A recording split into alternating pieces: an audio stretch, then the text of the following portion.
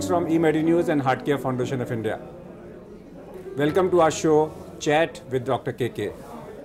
And today we will have a chat or a conversation with Dr. PK Deb, who is the President, Cardiological Society of India.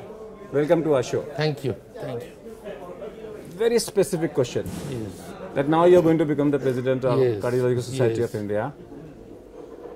If I take away that post from you and make you the Health Minister of India for a day, what will you do in the field of cardiology? That means with full powers. Yes. Look, because I believe that as a President of CSI, I hardly have any power.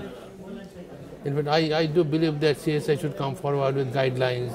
CSI should come forward with medicine strategies, policies. CSI should come forward with several things which needs the government to become involved. But I always find that the government of India or maybe the state governments are simply not interested to interact with CSI. So if I am allowed to do so, because I have a mind of a CSI man. So if I am allowed to be the health minister of government of India, so I will work with the mind of a CSI man. So I will straightforward go for the prevention of the heart diseases, because I will give that top priority. Preventive cardiology, the top priority.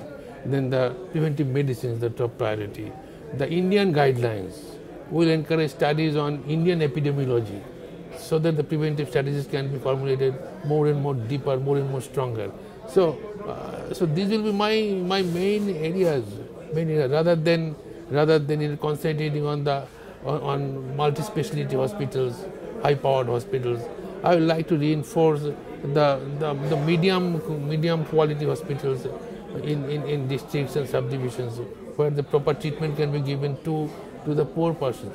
So look, you will see that in today's scientific program, I have given several topics. That what is the management of STEMI in rural India?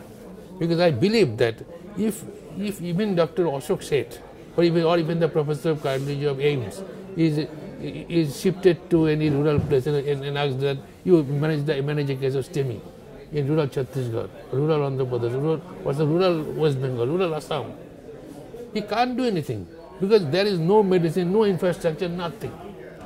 So what will be the treatment policy, treatment strategy of STEMI or non-STEMI in rural India where nothing is there? That should be my aim as the health minister also. When polio program started in the country, it was a discussion, initiation of Indian Academy of Pediatrics. Unfortunately, we have been waiting for a full-fledged national cardiovascular control program. Still it is in its stage of infancy as far as the government is concerned. Why can't the CSI, with its large number of cardiologists all across the country, and IAP members who are interested in cardiology, and family physicians who are doing a family cardiology practice, why can't the CSI come out with a complete program for prevention of cardiovascular disease, which the government will be forced to implement? See, in polio, it was a program where government was forced to implement, but it was not government's program. It was a program of an association, and they started, then the government said, I must jump into it. In fact, the pressure on the government came from forces outside the country. Absolutely. Yes. So, to control the rheumatic heart disease, I don't think that America or Europe is interested at all, because they have conquered those obesity, diseases. diabetes, coronary artery disease. So, in fact, coronary artery disease in India, it is running in such a way that it is the only disease in the country. But look at the scientific program this year.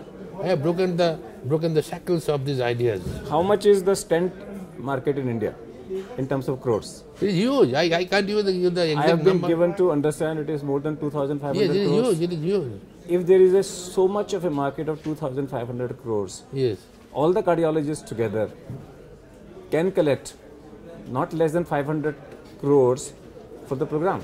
So the CSI can come out with a national cardiovascular program of its own, and they can collect 500 crores and start doing a program. Look, go to the preventive cardiology workshop today. There are hardly 50% sitting over there listening to the program. There will be BMJ master class on preventive cardiology tomorrow. Let us see what becomes the outcome of that program. Because we are not interested in preventive cardiology at all. We are rather interested in therapeutic cardiology, which gives us money. Is it the money? Then why can't preventive cardiology become costly? Let people, preventive interventions, let them be as costly as... Look, by preventive No, cardiology... to shift the top cardiologists towards that. Otherwise, what will happen is the new generation will forget about prevention. They will all go to... It is This is happening. It is So happening. therefore, unless you make preventive cardiology lucrative, you will find after 10 years or 15 years, there are no takers. You will find people have forgotten. If you ask a cardiologist, he says, I have no experience of how will it behave when it comes to lifestyle management. Look, definitely, that is, I believe that unless we become very much passionate on these issues, in fact, not only preventive cardiology, the stethoscope that you are carrying, it is becoming an obsolete instrument for the doctors. I feel pain to say that, but it is going in that way. Even in European Society of Cardiology conference this year, they are talking about the pocket-sized that echocardiograph is going to take over the position of stethoscope. What is your statement about PNDT Act? Because in PNDT Act, you are not supposed to move your echo machines from one place to another. Is CSI going to fight on it? Yes. Because for portable echocardiography, that rule must be relaxed. To prevent a person from cardiac arrest, it is possible to revive the heart in the first 10 minutes. Yes. And that's with hands-only CPR. Yes. And CPR 10 means within 10 minutes of death, earlier the better. Yes. At least for the next 10 minutes. Compress the center of the chest with a speed of 10 into 10, that is 100 per minute. Yes. Are you planning anything to promote that all across the country? That people should learn CPR? Yes, people should learn CPR, and I believe that in CSI programs also, that the CPR should be given at least some place. Yes. It should be given some place. Yes. So in the next year, if you want, I can place 200 dummies, and we can have a training of everybody. I can give you the assurance that next year it will be there. Okay, it will be there. Yes. Okay. In Bangalore, it will be there. If you were not a doctor, yes, what would you have been as a profession? As a professional, very difficult question. Maybe an engineer. Maybe an engineer. Yes. Engineer in which field?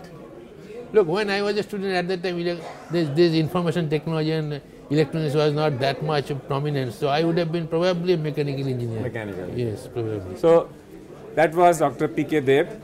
And he said that if he would not have been a doctor, he would have been a mechanical engineer. And he did talk a lot about prevention. And he said if he was to be a health minister of the country, his priority will be on preventive cardiology. Let's thank Dr. Deb. Thanks for being our show. We'll be back with one more such show in future. Thank you. Till that day, bye-bye.